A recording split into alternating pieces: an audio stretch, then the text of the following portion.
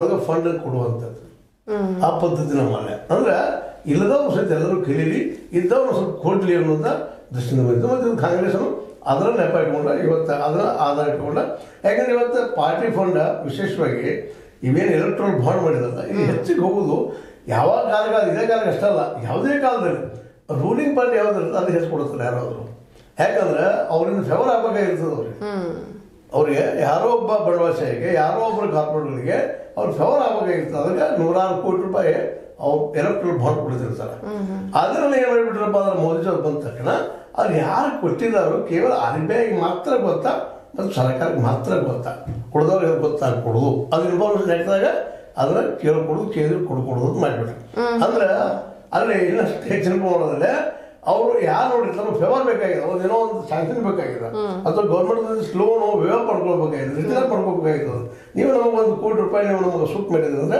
ನಿಮ್ಗೆ 50 ನಮ್ಗೆ 50 ಹಿಂಗೂ ಅಲ್ಲಿ ಅಗ್ರಿಮೆಂಟ್ ಆಗೋ ಸಾಧ್ಯತೆಗಳು ಇರ್ತಾವೆ ಹಿಂಗೆಲ್ಲ ಆಗ್ಕೊಂಡು ಅದು ಈಗ ನಮಗೆ ರಿಟರ್ನ್ ಅಪ್ ಬಂದ ಬ್ಯಾಂಕ್ಗಳನ್ನ ರಿಟರ್ನ್ ಅಪ್ ಆಗಿ ಹೋಗ್ತೀವಿ ಎಷ್ಟೋ ಕಾರ್ಪೊರೇಟ್ಗಳಿಂದ ಲಕ್ಷಾವಧಿ ಕೋಟಿ ರೂಪಾಯಿಗಳು ಆಗಿ ಹೋಗ್ಬಿಟ್ಟು ಅವ್ರು ಹೆಂಗೆ ಬಂದ್ರೆ ಇದೇ ಗ್ರೌಂಡ್ ಮೇಲೆ ಅವ್ರು ಎಲೆಕ್ಟ್ರಲ್ ಬಾಂಡ್ ತಗೊಳ್ತಾರೆ ಅವ್ರಿಗೆ ಏನು ಕೊಡ್ಬೇಕಾಗಿ ಕೊಡ್ತಾರೆ ಎಲೆಕ್ಟ್ರಲ್ ಬಾಂಡ್ ರೂಪೆ ಅದು ಲೀಗಲ್ ಆಗಿಬಿಡ್ತದೆ ಎಲೆಕ್ಟ್ರಲ್ ಬಾಂಡ್ ಲೀಗಲ್ ಮಾಡಿದ್ದಾರೆ ಈಗ ಅದು ಇಲ್ಲಿಗಲ್ ಅಲ್ಲ ಮತ್ತು ಅದು ಕೇಳಿದ್ರು ಸಿಗುವುದಿಲ್ಲ ಇವರ ಬ್ಯಾಂಕಿಗೆ ಮತ್ತು ಆಡಳಿತ ಪಕ್ಷಕ್ಕೆ ಅಷ್ಟೇ ಹೋದ್ರೆ ಅವ್ರು ಕೇಳಿ ಕೊಡುವಂಥದ್ದು ಹೀಗಾಗಿ ವಿರೋಧ ಪಕ್ಷಗಳು ಸಹಿತ ಯಾರು ಯಾರು ಕೊಟ್ಟರು ಏನು ಕೊಟ್ಟರು ಗೊತ್ತಾಗುವಂಥ ಪ್ರಸಂಗ ಇರಲಿಲ್ಲ ಅದೀಗ ಕಾಂಗ್ರೆಸ್ ಅವರು ವಿರೋಧ ಮಾಡಲಿ ಮತ್ತೆ ಅವ್ರು ವಿರೋಧ ಮಾಡಿದ್ರು ಮೆಜಾರಿಟಿ ಇರ್ತಿತ್ತು ಅದು ಕಾನೂನು ಪಾಸ್ ಮಾಡಿಕೊಂಡ್ರು ಈ ರೀತಿಯಾಗಿ ಅನೇಕ ಜನರಿಂದ ಬಂಡವಾಳಶಾಹಿಗಳಿಂದ ಆಗಿರ್ಬೋದು ಅಥವಾ ಕಾರ್ಪೊರೇಟ್ಗಳಿಂದ ಆಗಿರೋದು ನೂರಾರು ಕೋಟಿ ಸಾವಿರಾರು ಕೋಟಿ ರೂಪಾಯಿ ಫಂಡನ್ನು ಕಲೆಕ್ಷನ್ ಮಾಡಿದ್ದಾರೆ ಅದ್ರಾಗ 80% ಅಂದ್ರೆ BJP ಹೋಗಿದ್ರೆ ಇನ್ನು 20 ಒಳಗೆ ಕಾಂಗ್ರೆಸ್ಗೆ ಅವರಿಗೆ ತೃಣಮೂಲ ಕಾಂಗ್ರೆಸ್ಗೆ ಅಥವಾ ಒಂದು ಕಮ್ಯುನಿಸ್ಟ್ ಪಾರ್ಟಿಗಳಿಗೆ ಸ್ವಲ್ಪ ಡಿವೈಡ್ ಆಗೋದು ಹೋಗಿದ್ರು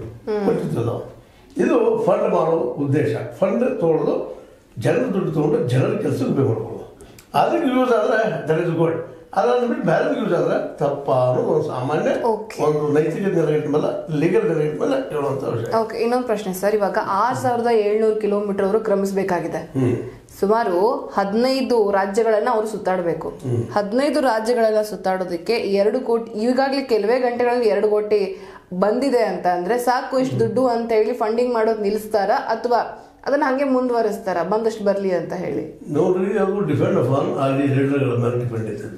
ಹೇಗಪ್ಪ ಅಂತಂದ್ರೆ ಇಲ್ಲಿ ನಾವು ಒಂದು ನೆನಪಿನ ಇಟ್ಕೊಳ್ಳುವಂಥದ್ದು ಏನಪ್ಪ ಅಂದ್ರೆ ವಿಶೇಷವಾಗಿ ಯಾರೂ ಇಲ್ಲ ಇವತ್ತು ಕಾಂಗ್ರೆಸ್ ಇರಲಿ, ಯಾಕಂದ್ರೆ ನಾವು ಯಾರ ಪರನಲ್ಲ ಯಾರು ವಿರೋಧನಲ್ಲ ಒಂದು ಮತ್ತೆ ಇಟ್ಕೊಂಡು ಹೇಳುವಂಥದ್ದು. ಕಾಂಗ್ರೆಸ್ಸಿಗರು ಅಥವಾ ಇವತ್ತು BJPಗರು ಯಾರು ದುಡ್ಡು ಬೇಡ ಅಂತ ಹೆಚ್ಚು ಹೇಳಿಕ್ಕೆ ಹೋಗುದಿಲ್ಲ. ಇನ್ನಷ್ಟು ಬರಲಪ್ಪ ನಮ್ಮ ಅನುಕೂಲ ಆಗಿ ಮುಂದೆ ಇನ್ನೊಬ್ರು ಕೇಳೋ ಪ್ರಸಂಗ ಬರಬಾರ್ದು, ಮನೆ ಕೇಳಬಾರ್ದು ಉದ್ದೇಶ ಇರ್ಬೋದು, ಬೇಡ ದೊಡ್ಡ ಗಂಟು ಮಾಡ್ಕೊಂಡು ಹೋಗ್ಕೊಂಡು ಉದ್ದೇಶ ಇರ್ಬೋದು. ಅದು ದಿನ ಹೋದಂಗೆ ಅದನ್ನು ಎನ್ಕ್ವೈರಿ ಮಾಡಿದಾಗ ಮತ್ತೆ ಅದಕ್ಕೆ ಗೊತ್ತಾಗುವಂಥ ವಿಷಯ. ಈಗಂತೂ ಮೋಸ್ಟ್ ಪ್ರೊಬಲಿ ಅವ್ರು ಹಂಗೆ ಹೇಳಿದ್ರೆ ಅವ್ರು ಪ್ರಾಮಾಣಿಕ ಹೋಗ್ಬೇಕಾಗ್ತದೆ ಹೇಳಿದ್ರೆ ಮತ್ತೆ ಇಲ್ಲಪ್ಪ ಈಗಾಗಲೇ ಅವ್ರು ಅದಕ್ಕಿಂತ ಇನ್ನೊಂದು ಇಲ್ಲಿವರೆಗೆ ಮತ್ತೆ ನೀವು ಫಂಡ್ ತೊಗೊಂಡು ಬಂದು ಕೊಡಲೇಬೇಕ್ರಿ, ಟ್ರಸ್ಟ್ ಅದಲ್ಲ. ನೀವು ಎಷ್ಟು ದುಡ್ಡು ಬಂತು, ನೀವು ಎಷ್ಟು ಖರ್ಚು ಮಾಡಿದ್ರಿ ದಿನನಿತ್ಯ ನೀವು ಅದನ್ನು ಪಬ್ಲಿಷ್ ಮಾಡಬೇಕು ಸಾರ್ವಜನಿಕವಾಗಿ. ಹೌದು, ಯಾಕಂದ್ರೆ ಸಾರ್ವಜನಿಕರ ದುಡ್ಡು ಅದ ಅದನ್ನ ಮಾಡಬೇಕು. ಅದನ್ನ ಮಾಡಿದ್ರೆ ಪ್ರಾಮಾಣಿಕ. ಇವತ್ತು ನಮ್ಗೆ 2 ಕೋಟಿ 10 ಕೋಟಿ ಭಾಳ ಅನಿಸ್ಬೋದು, ನಮಗಿಲ್ಲ ಅಂತಲ್ಲ. ಈಗ ಬೆಲೆ ಹತ್ತಿದ್ರ ಸಾವಿರಾರು ಮಂದಿ ಬೆಲೆ ಹತ್ತಿದಾರಲ್ಲ, ಅಥವಾ ಒಂದು 5,000 ಮಂದಿ ಬೆಲೆ ಹತ್ತಿದಾರ, ಅವ್ರ ಊಟ ವಸ್ತಿ ಅದು ಹೋಗ್ತಾ ಖರ್ಚಿದ್ದೇ ಇರ್ತದೆ. ಅದನ್ನು ದಿನನಿತ್ಯ ಎಷ್ಟು ಬಂತು ನಮಗೆ ಫಂಡ, ನಾವು ಎಷ್ಟು ಖರ್ಚು ಮಾಡಿದ್ವಿ ಉಳಿದ್ರೆ ಅಷ್ಟ ಪ್ರತಿದಿನ ಅದು ಪಬ್ಲಿಷ್ ಮಾಡಿದ್ರೆ ನೀವೇನು ಕೇಳ್ತಾ ಇರುವಂತ ಈಗೇನ ಒಂದು ಪ್ರಶ್ನೆ ಅದ, ಈ ಪ್ರಶ್ನೆಗೆ ಪ್ರಾಮಾಣಿಕವಾದ ಉತ್ತರಪ್ಪ ಅಂತ ಹೇಳಿದಾಗ ಇದೀಗ ಉತ್ತರ ಕೊಡಲಿಲ್ಲ ಅಂತಂದ್ರೆ ಇಲ್ಲಿ ಗೋಲ್ಮಾಲ್ ನಡೀತಾ ಇದೆಯಪ್ಪ ಅಂತ ನಾವು ಸರಳ ತಿಳ್ಕೊಳ್ಳುವಂಥದ್ದು. ಇದೇನು ಮಹಾನ್ ರಾಕೆಟ್ ಸೈನ್ಸ್ ಏನಿಲ್ಲ.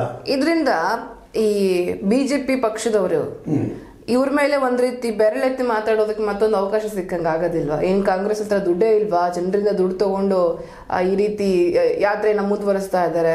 ನೀವ್ ಹೇಳ್ದಂಗೆ ಅದು ಎಷ್ಟರ ಮಟ್ಟಿಗೆ ಅದನ್ನ ಯುಟಿಲೈಸ್ ಮಾಡ್ಕೊಂತಾರೋ ಗೊತ್ತಿಲ್ಲ. ಸೊ ಹಂಗಾಗಿ ಮತ್ತಷ್ಟು ಆರೋಪ ಮಾಡೋದಕ್ಕೆ ಅಥವಾ ಮತ್ತಷ್ಟು ಜನರನ್ನ ಕೆಳಸೋದಕ್ಕೆ ಈ ವಿಷಯ ಸಾಕಾಗತ್ತಾ ಅಂತ ನೋಡ್ರಿ.